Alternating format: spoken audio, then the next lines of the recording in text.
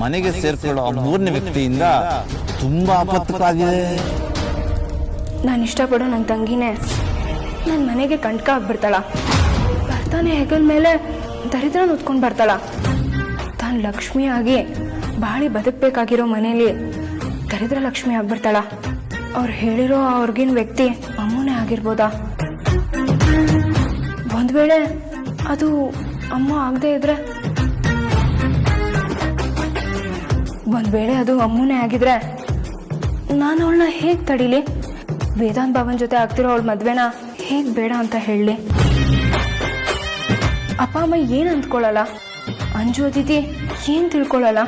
ಹೊರಗಿನ ಸಮಾಜ ಹೊಡ ಹುಟ್ಟಿದ ತಂಗಿಗೇನೆ ದ್ರೋಹ ಬಗದ್ಲು, ಅಮ್ಮು ಬದುಕನ್ನ ಅಂಗಾಲ್ ಕೆಳಗಡೆ ಇಟ್ಕೊಂಡ್ಲು ಅಂತ ಮಾತಾಡಲ್ವಾ?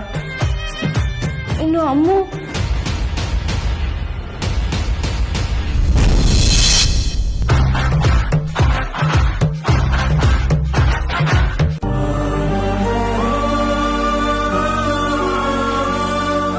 ಎಷ್ಟು ಚೆನ್ನಾಗಿದೆ ಅಲ್ವಾ ನಮ್ಮ 4 ಜನರ ಫೋಟೋ. ನಾವಂತೂ ದಿನ ರಾತ್ರಿ 12 ಗಂಟೆ 1 ಗಂಟೆವರೆಗೂ ಹರಟೆ ಹೊಡ್ಕೊಂಡು ಆರಾಮಾಗಿ ನಿದ್ದೆ ಮಾಡ್ತಾ ಇದ್ವಿ. ಆ ದಿನೆಲ್ಲ ಎಷ್ಟು ಚೆನ್ನಾಗಿತ್ತು. ಈಗಲೂ ಕಣ್ಣು ಕಟ್ಟಾಗಿದೆ. ಸ್ವಲ್ಪ ದಿನ ಹೋದ್ರೆ ನಾನು ಈ ಮನೆಗೆ ಬಂದ್ಬಿಡ್ತೀನಿ. ಅಂಜು ಅದಿತಿ ಇಬ್ರು ನನ್ನ ಮಿಸ್ ಮಾಡ್ಕೋತಾರೆ. ಅಪ್ಪ ಅಮ್ಮ ಕೂಡ ಮಿಸ್ ಮಾಡ್ಕೋತಾರೆ. ನೆನೆಸ್ಕೊಂಡ್ರೆ ಪಾಪ ಅಂತ ಅನ್ಸತ್ತೆ. ಒಂದೊಂದ್ಸಲ ಯೋಚನೆ ಮಾಡಿದ್ರೆ ಈ ಮದ್ವೆ ಗಿದ್ವೆ ಎಂಥದ್ದು ಬೇಡ ಅಂತ ಅನ್ಸ್ಬಿಡುತ್ತೆ. ಹಾಗಾದ್ರೆ ಅಲ್ಲೇ ಇದ್ಬಿಡು.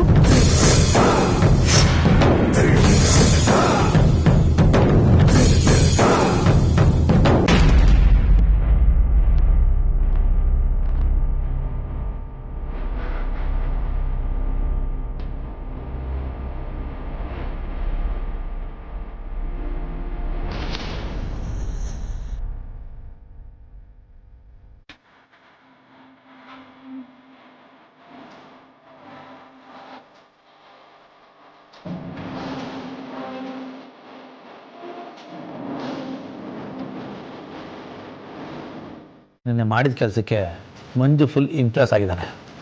ಮಂಜು ಪರಿ ಇಬ್ಬರು ನನ್ನ ಮಾತಕ್ಕೆ ಕರ್ಗೋಗಿದ್ದಾರೆ. ಉಳಿದಿರೋದು ಈ ವೇದಾಂತ ಒಬ್ಬನೇ. ಇವಳಿಂದ ಹೇಗಾದರೂ ಮಾಡಿ ದೂರ ಮಾಡಬೇಕು.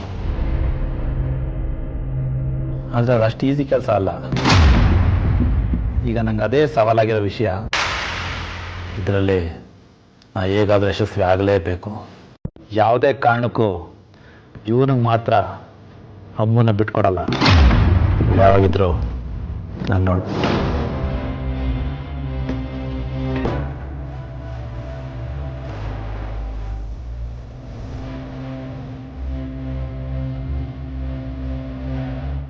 ನಿಮ್ಮಿಬ್ಬರ ಮಧ್ಯೆ ನಾನು ಬರಬೇಕು. ಖಂಡಿತ ಬರ್ತೀನಿ. ಅತಿ ಶೀಘ್ರದಲ್ಲಿ ಬರ್ತೀನಿ.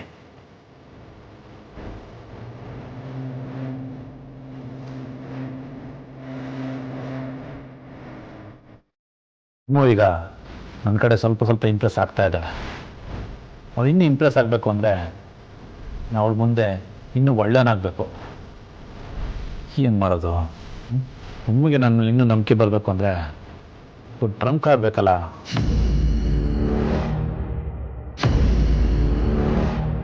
I'm here, I am fate. I rise, you fall. I'm one, I'm all.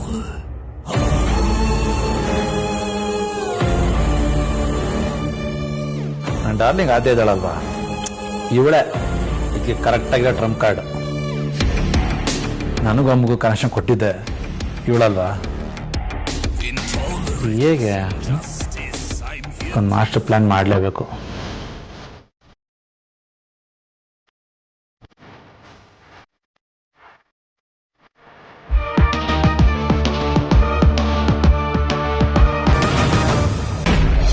ತಮಾಷೆ ಮಾಡಿದೆ ಅಮ್ಮು. ತಮಾಷೆನಾ? ನಾನೆಲ್ಲೂ ಸೀರಿಯಸ್ ಆಗಿ ಹೇಳಿ ಅನ್ಕೊಂಡ್ಬಿಟ್ಟೆ.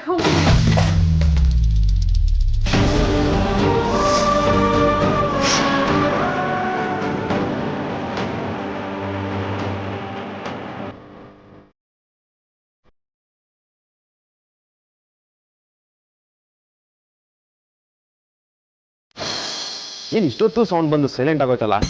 ಅಕ್ಕ ತಂಗಿ ಇಬ್ರು ಸೇರ್ಕೊಂಡ್ರೆ ವಟ ವಟ ಅಂತ ಮಾತಾಡ್ತಾ ಇರ್ತೀರ. ಅಕ್ಕ ಪಕ್ಕ ಯಾರು ಬಂದು ಕಂಪ್ಲೇಂಟ್ ಮಾಡೋದಂಗ. ನಿನ್ ಭಾವಿ ಪತಿ ಕರಿತಾ ಇದ್ದಾನೆ, ಹೋಗು. ಏನ್ ಆಗ್ ನೋಡ್ತಿದ್ಯಾ? ಅಗ್ರಜ ಕರಿತಿದ್ದಾನೆ. ನಂಗೇನು ಇಷ್ಟು ಅರ್ಥ ಆಗಲ್ಲ ಅಂದ್ಕೊಂಡಿದ್ಯಾ? ನನಗೆಲ್ಲ ಅರ್ಥ ಆಗುತ್ತೆ. ಅಕ್ಕ, ನಾನು ಆಮೇಲೆ ಸಿಗ್ತೀನಿ.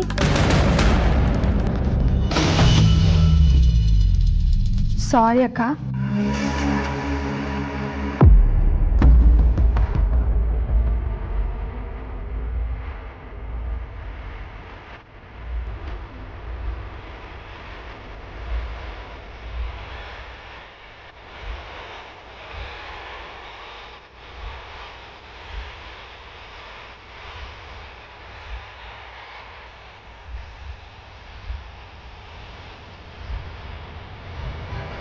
ಎಲ್ಲ ಬೇಕಾದ್ರೆ ಮಾಡ್ಕೊಟ್ರೆ ಹೇಗೆ ಹೇಳ್ತಿ? ರೆಡಿ ಮಾಡಿಸಿದ್ರಾಯ್ತು ಬಿಡಿ. ಎಕ್ಸ್ಕ್ಯೂಸ್ ಮೀ, ಆಫೀಸಿಂದ ಕ್ಲೈಂಟ್ ಕಾಲ್ ಮಾಡ್ತಿದ್ದಾರೆ, ತಗೊಳ್ಳಿ. ಹಲೋ.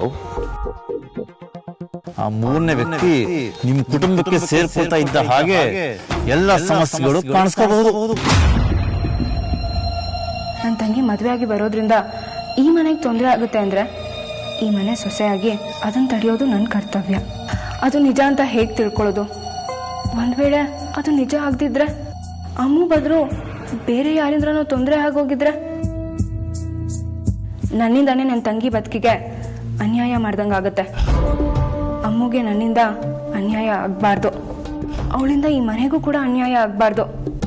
ಅವಳ ಬದುಕಿಗೆ, ಅವಳ ಕನಸಿಗೆ ನಾನು ಕೊನೆವರೆಗೂ ನೆರವಾಗಿರ್ಬೇಕು. ನನ್ನ ತಂಗಿ ಈ ಮನೆಯಲ್ಲಿ ನೆಮ್ಮದಿಯಾಗಿರ್ಬೇಕು. ಆದ್ರೆ ಇದೆಲ್ಲ ನಿಜವಾಗ್ಲೂ ನಡೆಯುತ್ತಾ? ಇದಕ್ಕೆಲ್ಲ ಒಂದು ಪರಿಹಾರ ಹುಡುಕ್ಲೇಬೇಕು.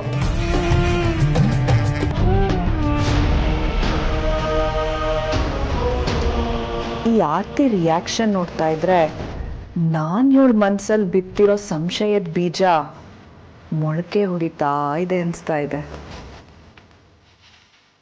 ಆ ಬೀಜಕ್ಕೆ ನೀರು ಹಾಕಿ ದೊಡ್ಡ ಮರವಾಗಿ ಬೆಳೆಸ್ಬೇಕು. ಅದು ಇವಳ ಮನಸ್ಸಲ್ಲಿ ಬೇರೂರ್ಬೇಕು. ಅದ್ರ ನೆರಳಲ್ಲಿ ನಾನಿರ್ಬೇಕು.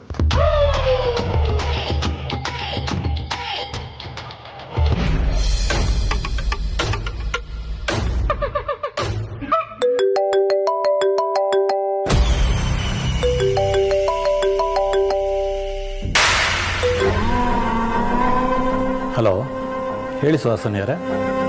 ನೀನು ನಾನು ಹಾಗೆ ಮಾಡ್ಬಿಡ್ತೀನಿ ಹೀಗೆ ಮಾಡ್ಬಿಡ್ತೀನಿ ಅಂತ ದೊಡ್ಡದಾಗಿ ಬಿಲ್ಡಪ್ ತಗೊಂಡಿದ್ದು ನೋಡಿದ್ರೆ ಏನೋ ದೊಡ್ಡ ಮಿರಾಕಲ್ ಮಾಡ್ತೀಯ ಅಂತ ನಾನು ಅನ್ಕೊಂಡಿದ್ದೆ. ನೀನು ನೋಡಿದ್ರೆ ನನ್ನ ಕೈಲಾಗದೆ ಇಷ್ಟು ಅಂತ ಬಾಲ ಮುದ್ರಕೊಂಡಿದ್ಯಲ್ಲ, ಏನು ಮಾಡ್ತಿದ್ಯಾ ನೀನು? ನೋಡಿ ಸುಹಾಸಿನಿಯವರೇ, ನೀವು ಹೇಳಿದ ಕೆಲಸ ನೀವು ಅಂದ್ಕೊಂಡಷ್ಟು ಸುಲಭ ಅಲ್ಲ. ಸೈಲೆಂಟ್ ಆಗಿದ್ದೀನಿ, ಸೌಂಡ್ ಮಾಡ್ತಾ ಇಲ್ಲ ಅಂದರೆ ನಾನು ಬಾಲ ಮುದ್ರಕೊಂಡಿದ್ದೀನಿ ಅಂತಲ್ಲ, ನಾನು ಸಮಯಕ್ಕೆ ಕಾದು ಕೂತಿರ್ತೀನಿ ಅಂತ ಅರ್ಥ. ಈ ಕೆಲಸ ಸ್ವಲ್ಪ ಕೈ ಹಿಡಿಯುತ್ತೆ, ಅದಕ್ಕೆ ಒಳ್ಳೆ ಪ್ಲಾನಿಂಗೇ ಮಾಡಬೇಕು. ಏಯ್, ಕೆಟ್ಟ ಕೆಲಸ ಮಾಡ್ಬೇಕಾದ್ರೆ ಒಳ್ಳೆ ಪ್ಲಾನಿಂಗ್ ಮಾಡೋ ಅವಶ್ಯಕತೆ ಇಲ್ಲ. ಕೆಟ್ಟ ಪ್ಲಾನ್ ಮಾಡಿದ್ರೆ ಆಯ್ತು. ನೀನು ಹೀಗೆ ವೆಯ್ಟ್ ಮಾಡ್ತಾ ಇದ್ರೆ ಅಮ್ಮು ವೇದಾಂತ್ ಮದುವೆ ಆಗ್ಬಿಡುತ್ತೆ. ಆಮೇಲೆ ಅವ್ರನ್ನ ಎಲ್ಲಿಗೆ ಹನಿಮೂನಿಗೆ ಕಳಿಸ್ಬೇಕು ಅಂತ ನಾನು ಪ್ಲಾನ್ ಮಾಡಬೇಕಾಗುತ್ತೆ. ನೀನನ್ನ ಜೈಲಿಂದ ಬಿಡಿಸಿದ್ದೆ ವೇಸ್ಟ್ ಆಗೋಯ್ತಲ್ಲೋ. ನೀನು ಒಪ್ಕೊಂಡಿದ್ದ ಕೆಲಸ ನೀನು ಮಾಡ್ತಾ ಇಲ್ಲ. ನಿನ್ನ ಕೈಲಿ ಆಗಲ್ಲ ಅಂದ್ರೆ ಹೇಳ್ಬಿಡು, ಬುದ್ಧಿ ಇರೋ ಬೇರೆ ಯಾರನ್ನಾದ್ರೂ ಹುಡುಕೋತೀನಿ. ನಾನು ಒಪ್ಕೊಡೋ ಕೆಲಸದಲ್ಲಿ ನನ್ನ ಸ್ವಾರ್ಥನೂ ಇದೆ. ಈ ಕೆಲಸನ ನಾನೇ ಮಾಡ್ತೀನಿ ಆ್ಯಂಡ್ ಹೇಗೆ ಮಾಡಬೇಕು ಅಂತ ಸ್ಕೆಚ್ ಆಗ್ತಾ ಇದ್ದೀನಿ. ನನಗೆ ಆದ್ಯ ಡೀಟೇಲ್ಸ್ ಬೇಕು, ಅವಳ ಬಗ್ಗೆ ಕ್ಲಿಯರ್ ಕಟ್ಟಾಗಿ ಇನ್ಫಾರ್ಮೇಶನ್ ಬೇಕು. ಅವಳು ಎಲ್ಲೇ ಹೋಗೋದಿದ್ರು ಅವಳ ವಿಷಯ ನನಗೆ ತಿಳಿಸಿ, ಬಾಕಿದ್ದು ನನ್ನ ಮೇಲೆ ಬಿಡಿ. Hello hello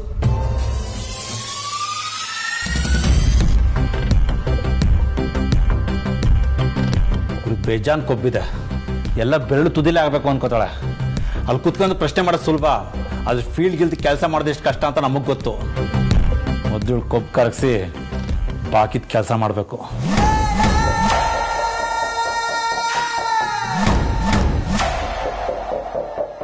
shopping ಹೋಗಣ್ವಾ? ರೆಡಿ ಅಣ್ಣ, ನೀವಿಬ್ರು ಶಾಪಿಂಗ್ ಹೋಗ್ತಾ ಇದ್ದೀರಾ? ನೀನ್ ನನಗ್ ಮಾತು ಕೊಟ್ಟಿದ್ದ ತಾನ ಶಾಪಿಂಗಿಗೆ ಕರ್ಕೊಂಡು ಹೋಗ್ತೀನಿ ಅಂತ ಹೇಳಿ. ನಂಗೆ ಗಿಫ್ಟ್ ಕೊಡ್ಸಲ್ವಾ?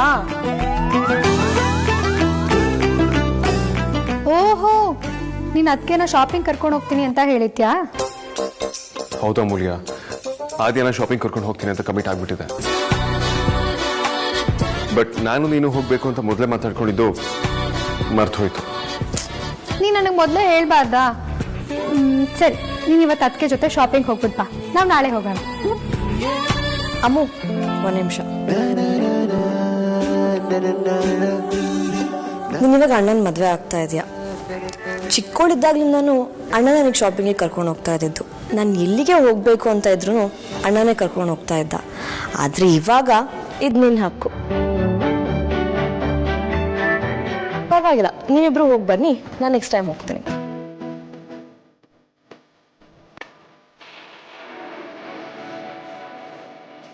ನಾನು ಯಾರನ್ನ ಸಪೋರ್ಟ್ ಮಾಡಿದ್ರು ಕೊನೆಗೆ ಅದು ತುತ್ತ ಮುತ್ತ ಅನ್ನೋ ಲೆವೆಲ್ ಹೊರಟೋಗುತ್ತೆ. ಅದಕ್ಕೆ ನಾನು ಸುಮ್ಮನೆ ಇರೋದೇ ಬೆಟರ್ ಅನ್ಸುತ್ತೆ.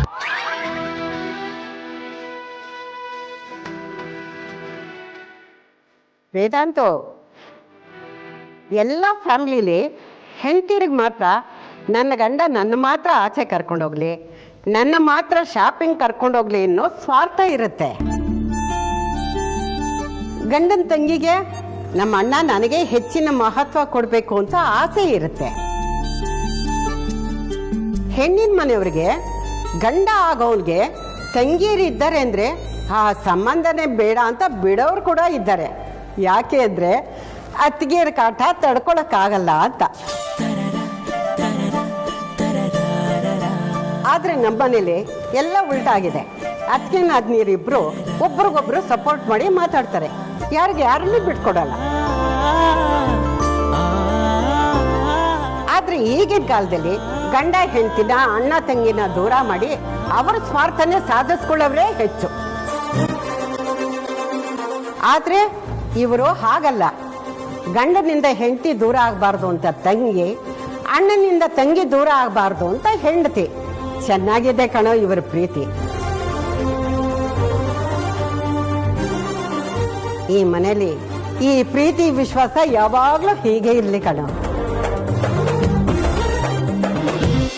ಅಜ್ಜಿನಾಗಿ ಇದನ್ನೆಲ್ಲ ನೋಡ್ತಿದ್ರೆ ನಾನು ಬಹಳ ಲಕ್ಕಿ ಅನಿಸ್ತಿದೆ ಅಜ್ಜಿ.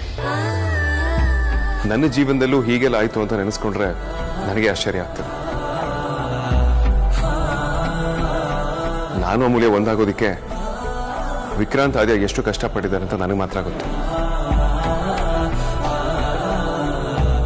ಇನ್ಫ್ಯಾಕ್ಟ್ ನಾನು ಅಮೂಲ್ಯನ ಇಷ್ಟಪಡ್ತಿದ್ದೀನಿ ಅಂತ ಹೇಳಿದಾಗ ಮೊದಲು ಖುಷಿ ಪಟ್ಟಿದ್ದು ಆದ್ಯ. ಅಷ್ಟೇ ಅಲ್ಲ, ಎಲ್ಲರ ಮುಂದೆ ಅಮೂಲ್ಯನೇ ನನಗೆ ಸರಿಯಾದ ಜೋಡಿ ಅಂತ ಯಾವಾಗಲೂ ನನ್ನ ಕಾಲು ಇಳಿತಿರ್ಲಿ. ಅಮೂಲ್ಯನೂ ಅಷ್ಟೇ. ಗೊತ್ತಿಲ್ಲದೇನೋ ಇವತ್ತು ನಮ್ಮ ಫ್ಯಾಮಿಲಿಲಿ ತುಂಬಾ ಇಂಪಾರ್ಟೆಂಟ್ ಭಾಗ ಆಗಿದ್ದಾಳೆ. ಮದುವೆ ಆಗದೆ ಇದ್ರು ಎಲ್ಲರ ಜೊತೆ ತುಂಬಾ ಚೆನ್ನಾಗಿ ಹೊಂದ್ಕೊಂಡಿದ್ದಾಳೆ. ಇದನ್ನೆಲ್ಲ ನೋಡ್ತಿದ್ರೆ ರಿಯಲಿ ಫೀಲ್ ಲಕ್ಕಿ ಅಜ್ಜಿ.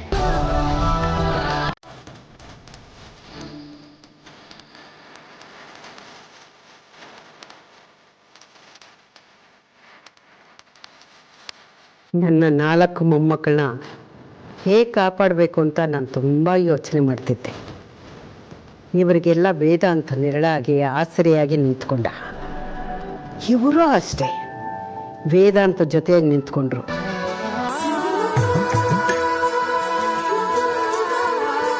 ಇದಕ್ಕಿಂತ ಇನ್ನೇನು ಬೇಕು ನನಗೆ? ಇದೇ ಖುಷಿಗೆ ನಾನು ತುಂಬ ವರ್ಷದಿಂದ ಕಾಯ್ತಿದ್ದೆ. ಹೇಗಿದ್ರು ಅಮೂಲ್ಯ ಈ ಮನೆಗೆ ಸೊಸೆಯಾಗಿ ಬರ್ತಿದ್ದಾಳೆ. ಆರ್ತಿ ಅಮೂಲ್ಯನ ಜೊತೆ ಎಲ್ಲರೂ ಚೆನ್ನಾಗಿದ್ರೆ ಅಷ್ಟೇ ಸಾಕು. ಸರಿ, ಎಲ್ಲ ಈಗ ಸಾರ್ಟ್ ಔಟ್ ಆಗಿ ಡಿಸೈಡ್ ಆಯ್ತಲ್ಲ, ಹೋಗೋಣ ಬಾ. ಇದು ನನ್ನ ವೇದಾಂತ ಅಂದ್ರೆ, ಇದು ನನ್ನ ಮುದ್ದು ಅಣ್ಣ ಅಂದ್ರೆ. ಸರಿ ಅಜ್ಜಿ, ನಾವಿನ್ ಹೋಗಿ ಬರ್ತೀವಿ.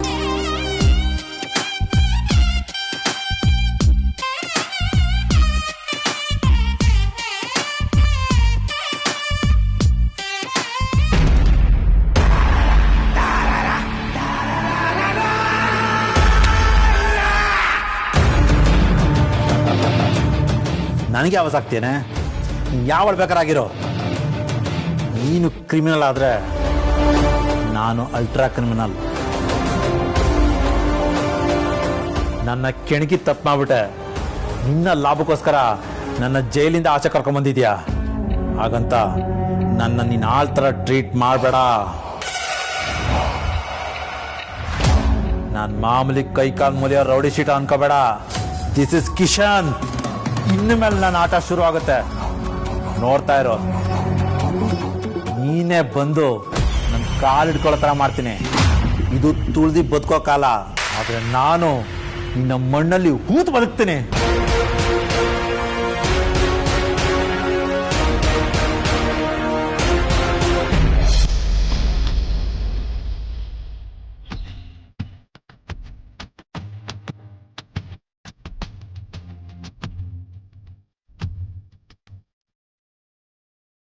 ಏನು ಹುಡುಕ್ತಾ ಇದೆಯೇ?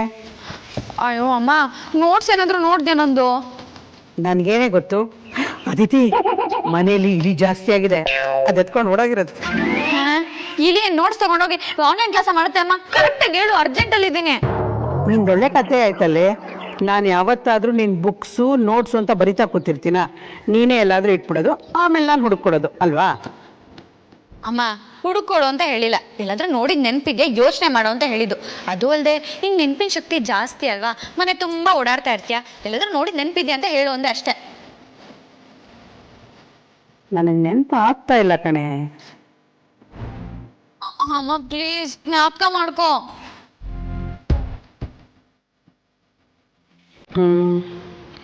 ಅದಿತಿ, ಅಲ್ಲೆಲ್ಲೋ ಒಂದು ಪುಸ್ತಕ ನೋಡ್ದಂಗಿತ್ತು ಕಣೆ. ಅದೇ ಕಣೆ, ನಿಮ್ಮಪ್ಪ ಓದಿರೋ ಪೇಪರ್ಸು ಮತ್ತು ಹಳೇ ಪುಸ್ತಕಗಳೆಲ್ಲ ಇಟ್ಟಿದಾರಲ್ಲ, ಅಲ್ಲೆಲ್ಲೋ ನೋಡ್ದಂಗಿತ್ತಪ್ಪ. ಅಮ್ಮ, ಅಪ್ಪ ನ್ಯೂಸ್ ಪೇಪರ್ ಓದಿ ನಾನು ನೋಟ್ಸ್ ಓದ್ತಾರಾ? ನನಗೇನೇ ಗೊತ್ತು, ಅಲ್ಲಿ ನೋಡ್ದಂಗಿತ್ತು. ಅಪ್ಪ ಪೇಪರ್ ಓದ್ತಾ ಇರ್ತಾರಲ್ಲ, ಅಲ್ಲಿ ಹೋಗಿ ಹುಡುಕೋಗು. ಸರಿ, ಅಪ್ಪ ಓದಾದ್ಮೇಲೆ ಅದನ್ನ ಎಲ್ಲಿಟ್ಟಿರ್ತಾರೆ ಅಂತನಾದ್ರೂ ಗೊತ್ತಾ? ಇನ್ನೆಲ್ಲೇ ಇಡ್ತಾರೆ, ನಮ್ಮ ರೂಮಲ್ಲಿ ಇಟ್ಟಿರ್ತಾರೆ, ಅಲ್ಲೇ ಇರುತ್ತೆ, ಹೋಗಿ ನೋಡು.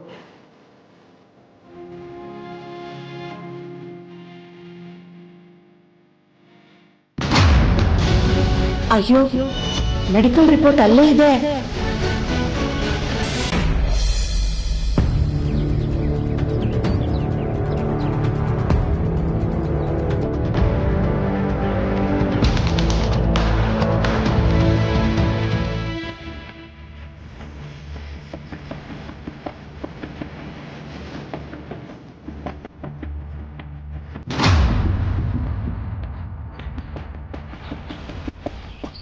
Medical report.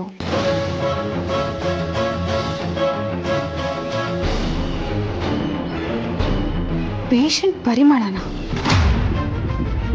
ಅಮ್ಮಂಗೇನಾಗಿದೆ? ಅಲ್ಲ, ಇಂಥ ದೊಡ್ಡ ರಿಪೋರ್ಟ್ ಬರೋವಂಥದ್ದು ಅಮ್ಮಂಗೇನಾಗಿಲ್ವಲ್ಲ? ಒಂದು ವೇಳೆ ಏನಾದರೂ ಅಮ್ಮ ನನ್ನ ಹತ್ರ ವಿಷಯ ಮುಚ್ಚಿಟ್ಟಿದ್ದಾಳ?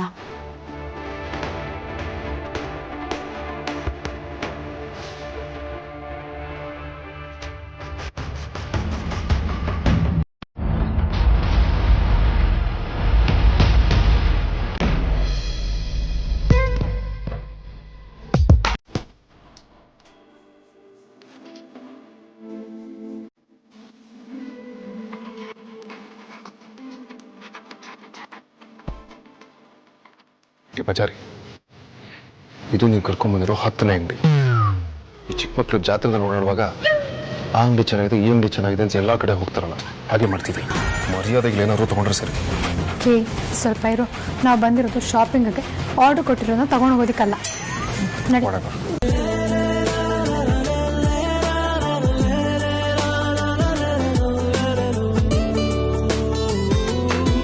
ಇಲ್ಲಿ ಹೇಳ್ತೀವಿ.